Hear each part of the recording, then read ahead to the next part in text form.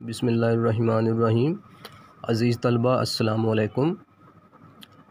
بچوں، جیسا کہ آپ کو معلوم ہے کہ ہم مسلم مفکرین کے تعلیمی نظریات پڑھ رہے ہیں، تو اس سلسلے میں آج بھی ہم امام غزالی کے تعلیمی نظریات کو جاری رکھیں گے۔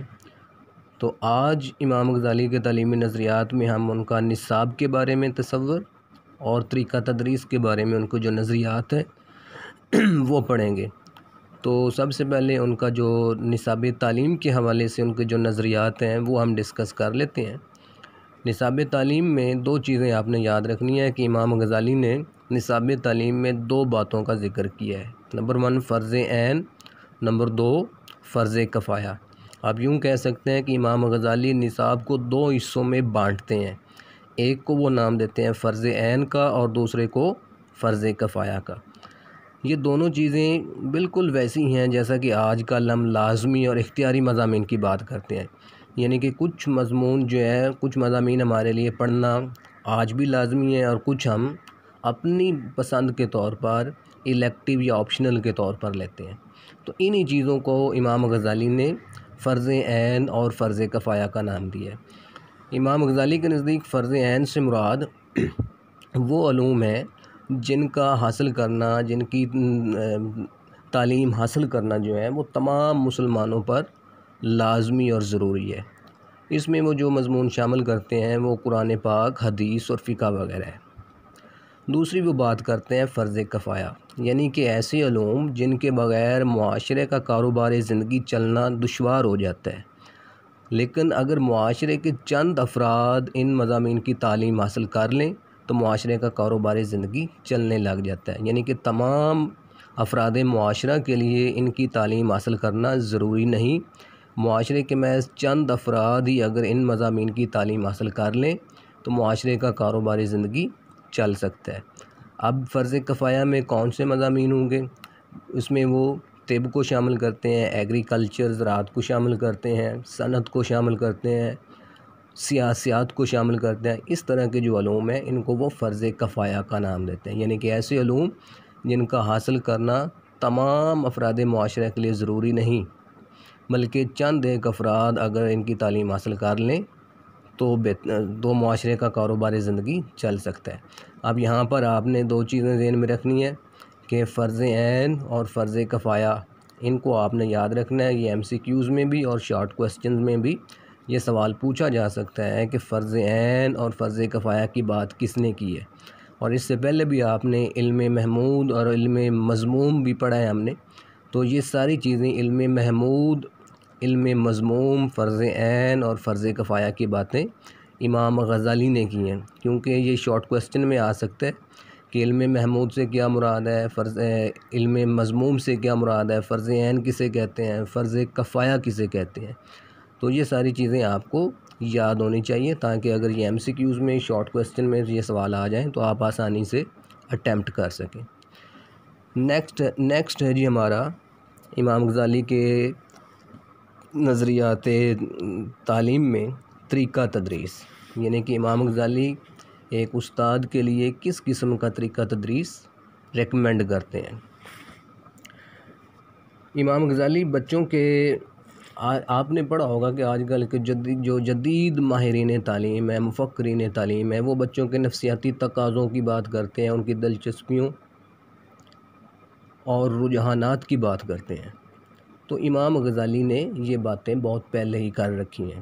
تو اب ہم دیکھتے ہیں کہ امام غزالی جو طریقہ تدریس بتاتے ہیں ان میں کون کون سی چیزیں وہ ضروری خیال کرتے ہیں۔ نمبر 1 وہ کہتے ہیں کہ بچوں کے رجحانات کے مطابق تعلیم دینا، یعنی کہ بچوں کو فورس نہ کیا جائے کہ تم بھی ڈاکٹر بنو، تم انجینئر بننا ہے، تم ضروری ٹیچر بنو، بلکہ بچوں کا جو ٹرینڈ ہے، بچوں کا جو میلانات اور رجحانات ہیں ان کو دیکھ کر تعلیم دی جائے۔ اسی چیز کو نفسیاتی تقاضے کہتے ہیں، یعنی کہ بچوں کے انفرادی اختلافات کو، ان کی دلچسپیوں کو مد نظر رکھ کر جو تعلیم دی جاتی ہے اسے ہم کہتے ہیں کہ نفسیاتی تقاضوں کے مطابق تعلیم دینا۔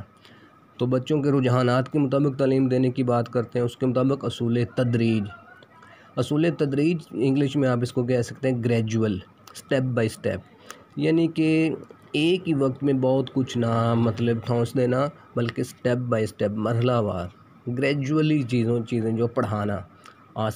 اس کے بعد ہے جی ذہنی استعداد کے مطابق تعلیم دینا۔ آپ نے دیکھا ہوگا کہ ایک ہی کلاس میں سینکڑوں کی تعداد میں بچے موجود ہوتے ہیں، وہ تمام کے تمام جو ہے وہ انتہائی شائننگ سٹوڈنٹس نہیں ہوتے، تمام کے تمام ایوریج بھی نہیں ہوتے، تمام کے تمام جو ہے وہ ڈل مائنڈڈ بھی نہیں ہوتے، ان میں اختلاف پایا جاتا ہے۔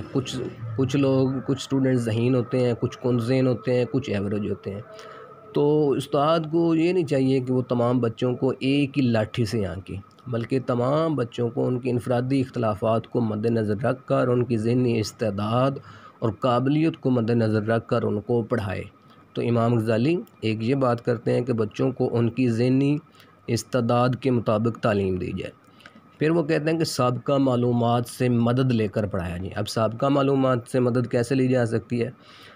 یعنی کہ سپوز میں نے آج آپ کو امام غزالی کے یہ 2 چیزیں پڑھائی ہیں، فرض ہے اس کے تصور نصاب، امام غزالی کے نزدیک نصاب اور طریقہ تدریس۔ تو کل جب اب آگے ہم پڑھیں گے امام غزالی کے نزدیک آداب معلم یا آداب متعلم، مزید یعنی کہ امام غزالی کا نظریہ جزا اور سزا ہے، ابھی یہ ٹاپکس رہتے ہیں۔ تو کل جب میں آپ کو آگے کوئی نیا ایک ٹاپک پڑھانے لگوں گا تو اس سے پہلے میں یہ والا جو ٹاپک جو آج ہم نے پڑھا ہے، پہلے میں اس سے ریلیٹڈ آپ سے کوسچنز کروں گا، آپ کو مطلب یعنی کہ میں ریوائز کروں گا یہ والا ٹاپک، اور پھر اس چیز کو آج والے کل جو نیا ٹاپک ہوگا اس کے ساتھ ریلیٹ کروں گا۔ تو اس کو ہم کہتے ہیں سابقہ معلومات سے مدد لینا، یعنی کہ جو ٹاپک ہم آج پڑھانے جا رہے ہیں اس کے بارے میں بچوں کے پاس آلریڈی کیا انفارمیشن ہے، اس کے بارے میں وہ کیا معلومات رکھتے ہیں۔ تو اس چیز کو کہتے ہیں کہ سابقہ معلومات سے مدد لے کر پڑھانا، کہ پہلے جو بچوں کے پاس انفارمیشن ہے اس چیز کے ساتھ انٹر لنک کر دینا نئی انفارمیشن کو۔ اس کے بعد ہے جی سبق کو آسان اور دلچسپ بنا کر پیش کرنا۔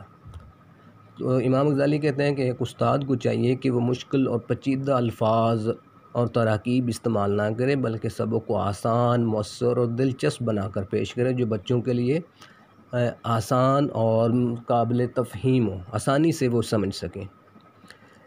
پھر وہ کہتے ہیں جی عمل کے ساتھ مشروط کر کے تعلیم دینا، یعنی کہ پریکٹیکل، صرف تھیوری پر ہی فوکس نہیں کرنا چاہیے بلکہ پریکٹیکلی ورک کروانا چاہیے، عمل کروانا چاہیے، کیونکہ کہتے ہیں نا practice makes a man perfect. جتنا مرضی آپ تھیوری پڑھ لیں، جب تک اس کو پریکٹیکلی پرفارم نہیں کریں گے کوئی چیز بھی آپ وہ دیر تک ازبر نہیں کر سکتے۔ لہذا امام غزالی کہتے ہیں کہ ایک استاد کو چاہیے کہ وہ تھیوری کے ساتھ ساتھ پریکٹیکل ورک بھی کروائے۔ اس کے بعد وہ کہتے ہیں کہ ایک استاد کو بھی چاہیے کہ وہ سبق کی تیاری کر کے آئے، بغیر تیاری کے جو ہے وہ پڑھانا جو ہے ایک استاد کے لیے مشکلات پیدا کر سکتا ہے، کہ اگر ایک استاد بغیر تیاری کے جب کلاس میں آتا ہے تو اس کو خود ہی نہیں معلوم ہوتا کہ آج ہم نے کیا پڑھنا ہے، کیا ٹاپک ہے، تو وہ اتنا اچھے اور مؤثر انداز میں لیکچر ڈیلیور نہیں کر پاتا جتنا کہ ایک استاد جو ہے وہ تیاری کر کے آتا ہے، ساری چیزیں پلان کر کے آتا ہے، ایک سیکوینس سے چلتا ہے، یعنی کہ وہ لیسن پلاننگ کرنے کی بات کر رہے ہیں امام غزالی کہ ایک استاد کو چاہیے کہ وہ گھر سے ایک دن پہلے ہی لیسن پلاننگ کر کے آئے کہ کل میں نے یہ ٹاپک پڑھانا ہے، یہ چیزیں اس سیکوینس کے ساتھ میں نے پڑھانی ہے، اور اس کے بعد وہ گھر جا کر جائزہ لے کہ میں نے جو پڑھایا ہے وہ اس کے جو مقاصد تھے وہ کس حد تک پورے ہوئے ہیں، اگر پورے نہیں ہوئے تو اس میں کیا کمیاں کوتاہیاں تھیں، تاکہ نیکسٹ ٹائم جو ہے میں ان کو دور کر سکوں۔ اوکے جی، یہ آج کے ہمارے 2 چھوٹے سے ٹاپک تھے۔ نیکسٹ ہمارا جو ٹاپک ہے وہ امام غزالی کے نزدیک آداب معلم اور آداب متعلم، اور اس کے بعد امام غزالی کے نزدیک امام غزالی کا نظریہ جزا اور سزا۔ اس کے بعد ہمارا اگلا ایک آ جائے گا مفکر تعلیم ابن خلدون۔ اب آپ نے ان میں سے MCQs ٹائپ یا شارٹ کویسچن جو بن سکتے ہیں ان کو مد نظر رکھ کر پڑھنا ہے۔ اس کے علاوہ یہ ایک لانگ کویسچن بھی بن سکتا ہے کہ امام غزالی کا طریقہ تدریس بیان کیجیے، یہ آپ کے ایک لانگ کویسچن ہے، اور فرض عین اور فرض کفایہ یہ ایک شارٹ کویسچن ہو سکتے ہیں۔ اوکے جی، اللہ حافظ۔